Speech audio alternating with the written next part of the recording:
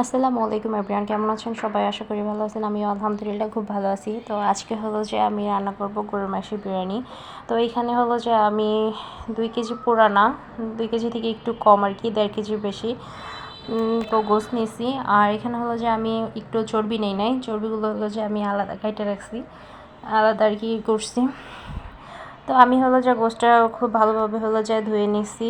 এখন এইখানে হলো যে প্রায় 1 কাপ পরিমাণ হলো যে আমি পেঁয়াজ কুচি দিয়ে দিছি। তারপরে হলো যে দিয়ে দিব হলো যে পরিমাণ মতো মশলা।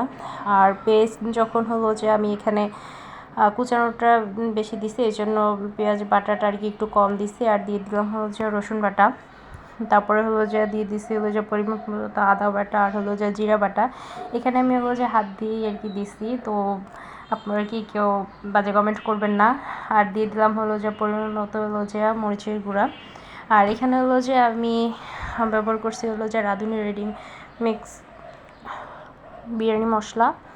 তো এখানে হলো যে যেই মশলাটা আছে 2 কেজি গরুর গোশত দিয়ে আর কি রান্না করা যায়। তো আমি আর কি 2 কেজির মতোই নিছি, এই জন্য হলো যে আমি মশলাটা অর্ধেকটা দিছি আর অর্ধেকটা আর কি পরে দিব। তারপরে হলো যে সরিষার তেল দিয়ে খুব ভালোভাবে হলো যে আমি গোশতটা আর কি ম্যারিনেট করে রাখবো প্রায় আধ ঘন্টার মতো, যাতে মশলাটা আর কি খুব ভালোভাবে হলো যে আর কি লেগে যায়। তো আমার হলো যে প্রায় আমার আধ ঘন্টার মতো হলো যে মশলাটা আমি অ্যাড করে রেখে দিছি, হয়ে গেছে। আর ওই সাইডে আবার যতক্ষণ আবার এটা রেখে দিছি ততক্ষণই আমি আবার হলো যে পোলাও চালটা আর কি ধুয়ে সেঁকে রাখছি। তো এরপর যে হলো যে আমি এটা আর কি চুলায় বসাই দিব। যখন চুলার আর কি ভাপটা উঠে যাবে আর কি ইসের গোশতটা, তখন হলো যে আমি লং আর হলো যে দারচিনি এলাচি এগুলো আর কি আমার খেয়াল ছিল না দিতে, এই জন্য আমি পরে দিছি। আর বিরিয়ানিতে হলো যে আলু না দিলে বিরিয়ানির কেন জন্য ভাল লাগে না, এই জন্য আমি এখানে হলো যে আলুটা ভাইজা তারপরে নিছি। আর ভাজলেই আর কি ভিতরে আলুটা আর কি সিদ্ধ হয় না, এই জন্য আমি আর কি গোছের সাথে আর কি দিয়ে দিছি যাতে সিদ্ধ হয়। তারপর হলো যে আলু ভাজার যে তেলটা ছিল ওটার মধ্যে হলো যে আমি এখানে একটু হালকা কাঁচা জিরে দিয়ে দিছি। আর কি কাঁচা জিরে দিলে আমার কাছে আর কি ফ্লেভারটা ভালো লাগে।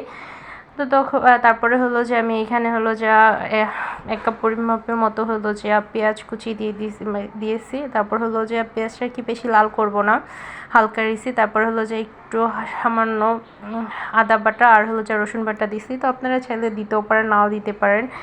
জিরাটাও হলো যে আপনাদের ইচ্ছা স্কিপও করতে পারেন, সমস্যা নাই। তো তারপর হলো যে আমি মশলাটা খুব ভালোভাবে হলো যে কষায় নিব। তো আমার মশলাটা কষানো হয়ে গেছে। এরপর হলো যে আমি চালটা আগে ধুয়ে রাখছি পানি ছেঁকে, তো ওই চালটা আমি এখন দিয়ে দিব। দেওয়ার পরে হলো যে আমি চালটা খুব একটু তেলের সাথে হলো যে টেলে নিব, যাতে হলো যে এই চালটা আর কি টেলে নিলে খুব মানে ঝুড়ো ঝুড়ো হলে আমার কাছে কি ভালো লাগে। আর তারপরে দিয়ে দিব হলো যে কাঁচামরিচ। আমি এখানে হলো যে 1 কেজি থেকে একটু বেশি আর কি হলো যে 1 কেজি 100 গ্রাম না 140 গ্রামের মতো আর কি পোলাও চালটা নিচ্ছি। বেশি আর কি হলো যে কারণ গোশতটা যেহেতু আমার হলো যে 2 কেজি থেকে কম, এই জন্য হলো যে আমি চালটা আর কি অতটা নেই। তো এখানে হলো যে আমি পরিমাপ মতো পানি দিয়ে দিছি। এখানে হলো যে গরম পানিটাই আর কি দিবেন, তাহলে হলো যে চালটা আর কি করে। তো তারপরে হলো যে আমার যখন বলক উঠে গেছে তাই এখানে হলো যে আমি দিয়ে দিব গোশতগুলো আর কি দিয়ে দিছি। আমার আম্মু বলছিল যে এটা ধরবে না, তো দেখতেছি যে এটা আর কি ধরতেছে না। তারপরে হলো যে আমি আবার অন্য একটা পাতিলে আর কি দিয়ে দিছি বড়। হ্যাঁ, তো এখানে হলো যে আমার চালটা অনেকটা হয়ে গেছে, পানিটাও আছে। আর চালটা যতক্ষণ হবে পানিটাও আর কি শেষ হয়ে যাবে, এই জন্য আমি হলো যে একদম হালকা লো আর কি দিয়ে তারপর হলো যে দিয়ে দিছি। তো এই তো আমার ফাইনালি হলো যে বিরিয়ানিটা হয়ে গেছে। এখন হলো যে টেস্ট করে দেখার পালা যে কেমন হয়েছে। আর সবাই হ্যাঁ বলছে যে না আলহামদুলিল্লাহ বিরিয়ানিটা ভালো হয়েছে, শুনেও ভালো লাগলো। আর আলুটা একদম অনেক নরম হয়ে গেছে, গোশতটাও অনেকটা নরম হয়েছে। তো এই ছিল আজকের ভিডিওটা যদি আপনাদের কাছে ভালো লেগে থাকে তাহলে লাইক কমেন্ট করে শেয়ার করে দিবেন। দেখা হবে অন্য কোনো ভিডিওতে, সেই পর্যন্ত আপনারা ভালো থাকবেন, সুস্থ থাকবেন। আল্লাহ হাফেজ।